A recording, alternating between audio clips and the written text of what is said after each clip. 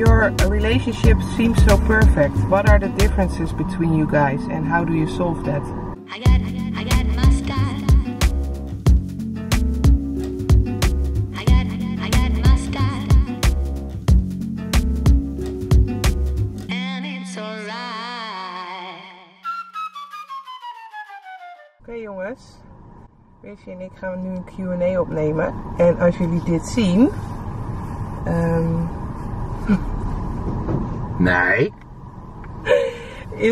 Ben ik met zwangerschapsverlof. Dus wij nemen nu vooruit 3 Q&A's of zo op. Dan kunnen jullie ons meteen beter leren kennen. En ik ga nog andere leuke video's maken, do-it-yourself video's. Maar we hebben nu zijn 15 minuten te vroeg bij een afspraak. Let's go. I prepared questions. Okay. Very excited for this. You don't mind at all, right? No. Richie loves to talk, so this is dream day.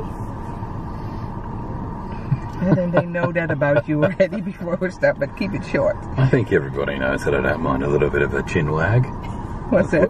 A chin wag, what we say back home. Bit of a chat. Chatty. Okay.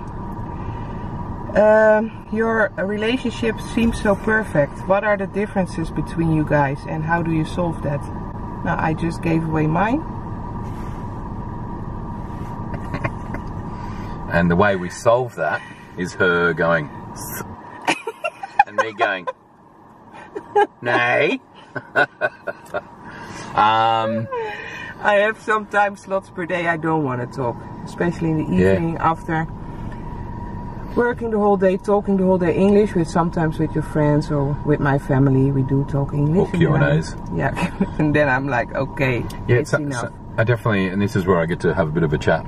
I think it's something you learn when you move to a different country is that when you're a native English speaker, is that when people speak another language and English is their second language, for you guys it's actually exhausting to listen to me, take it all in, translate it in your head, formulate an answer in Dutch, and then translate that in your head, and then tell me the answer.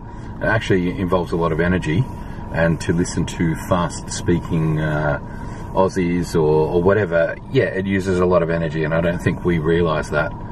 So it's a different way of using... As expats, because you speak such great English, and how are we to know that everyone speaks English. Wears you out, you know? Yeah, it doesn't mean it's the same low effort as speaking Dutch, because speaking Dutch I do without thinking. Yeah. And speaking English is with constant thinking. But I have to say, that's kind of cool. In the beginning, in our first few months, I also got very frustrated that I couldn't express myself in the way I wanted. Yeah. And I let that go. Yeah. I'm sometimes making very ugly English sentences and I'm fine. I'm not frustrated about being perfect or anything perfect. Do you remember the day on I think it was Prinsenkracht? Yeah. You and I were going for a walk and then you just like had a little minor meltdown, like just exhausted because I was talking so much. Yeah. And I talk a lot when I drink wine, but I don't talk a lot in general. I'm not a chat person. All my friends chat more than I do. Gijske, Joke, Madelon, Sebas, Quintijn. They all love Floortje. They all like to talk. I'm an introvert, I think. I would have put you right up with them, to be honest. Yeah, when I'm with them. Okay, so how do we solve it? That's done. Rose is also very good about approaching me when there's an issue that I don't even realise is there. She's like, right, stop, come here, there's this, what are you doing?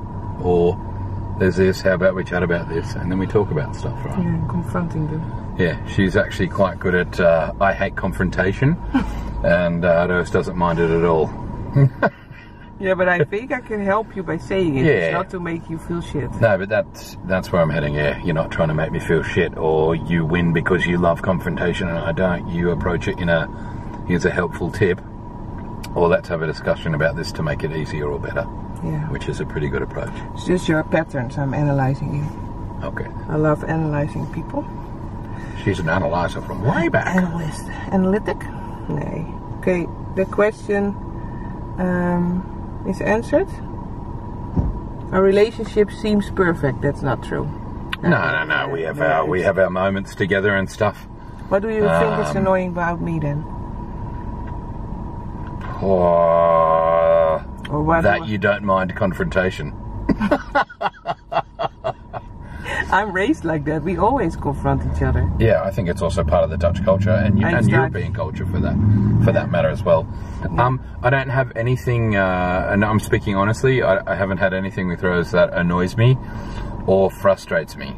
I find her very fair and very honest. Definitely give or take a few moments during the pregnancy when she's been on, when she's had a few emotional snaps. But that's part of the whole process and hormones, and she's a smart enough and amazing enough woman to realize it. So normally you get a, it's not you, but I'm feeling a little bit touchy, meaning aggressive. And so she realizes it. So no, nothing has bothered me there at all as well. I've had to take. That's the only thing that ruins our atmosphere in the home. If I snap over nothing, and not always towards you, just snapping. Yeah. The other day, there was a car parked in front of the home, and let the motor run. It smelled of fumes. And it started to smell like gas, and I'm like, gas, or why would you say it? Fumes. Oh, gasoline fumes. Gasoline. Exhaust. And I was like, okay, he will leave in a minute. So I'm getting frustrated because the whole house started to smell like gasoline, and I but he just left it running for ages, didn't he? At one point, and I boil up, didn't notice it, and then and then I slammed the door closed to get the gas out. Yeah, that's my bad habit, snapping. Yeah, but you never really did that before you got pregnant either, to be quite honest. Yeah, but I have a snappy personality. I got it from my dad. We're all good, nothing going on, tolerant. We don't get annoyed by anything, but it reaches a point and then all out. Yeah. That is my character, I have to admit. Okay. Next question. You look so happy. What do you want to teach your kid? Wat wil je kind meegeven? What do you want to give to your child as a lesson? To share. Yeah. I think sharing creates happiness. Sharing is caring. I think, and jokes, I want him to get his mum's humour. Maybe a little bit of mine as well. Yeah, I like sharing. I see kids that share things seem to be a lot more accepting of any situation. And you're a very sharing person. Yeah. You feel like you give more than you get? Yeah, sometimes. Yeah, but I don't. I see it happening too, but you don't care. But if you go into I believe when you go into a situation and you don't really know what the outcome's going to be, you should just give everything. And then if you don't get everything back, or if you know, you realise, right? So then okay, cool, I shouldn't put it all in, but I did, so now I'll back off and I'll go somewhere else, or do another thing, or do a different approach. You're completely right. Yeah, I think you should give everything first. Give, and then you could inspire others to do the same. And I see, with being on Richie's side for a year now, how you go through life and how much you give. It's insane how much you get as well. Yeah. How people respond to you, I'm super shocked. Like, what energy you give to them, you get it back too, eh? Yeah, very much so. And it's such a great atmosphere you surround yourself with. Yeah. People, and it starts from asking the Uber driver how his day has been. Yeah, that's already giving. Or making chats with random people on the street, or giving thoughtful gifts to your friends. Yeah, it's really nice to see how you operate. Well, we can thank Mum and Dad for that one. Yeah? Nice one, Mum and Dad. Yeah? They're very much the same. They showed you how to do that. Super. Yeah. They make these little chats to everyone. Yep. They're always in contact. We just moved in a new neighborhood, and Richie has already tons of friends there. Friends. People that I can say hi to now. Yeah, that recognize you, feel want to make a little chat. But I also feel that, like, isn't that the best thing when you're walking through your neighbourhood and you can wave to the local fruit guy, or we're in Volmar and the manager wants to have a chat. Yeah, but that's not super Dutch to do, I think. Or maybe it is, but No, I I'm don't a bit think it is. hesitated. But- Okay. Richie is living here in the Netherlands with the intentions to go back to Australia. Do you have intentions to go back to Australia? No, not at all. You're here for 7 years already. People sometimes don't realize. Yeah, I'm in the Netherlands for 7 jaar. And we can go into this a whole other episode, but put it like this. I had tickets to move home to Australia. A ticket, shall I say. I hadn't found love, and Amsterdam is an amazing part of the world, but I kind of figured, you know what, I'd rather just be at home taking care of my family, or just being with them, not taking care of them. And then, I booked my tickets, I was going to leave, and then I met this one. And I fell in love in about 4.5 minutes. No, actually, it was about 10 seconds. Yeah, me too. The first hug when I felt your underwear. Next episode. Oh yeah, you felt my undies.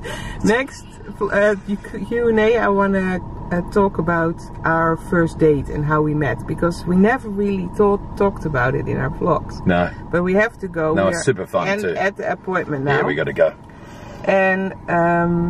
And we talk about many more questions. So we make a few short Q&As. Yeah.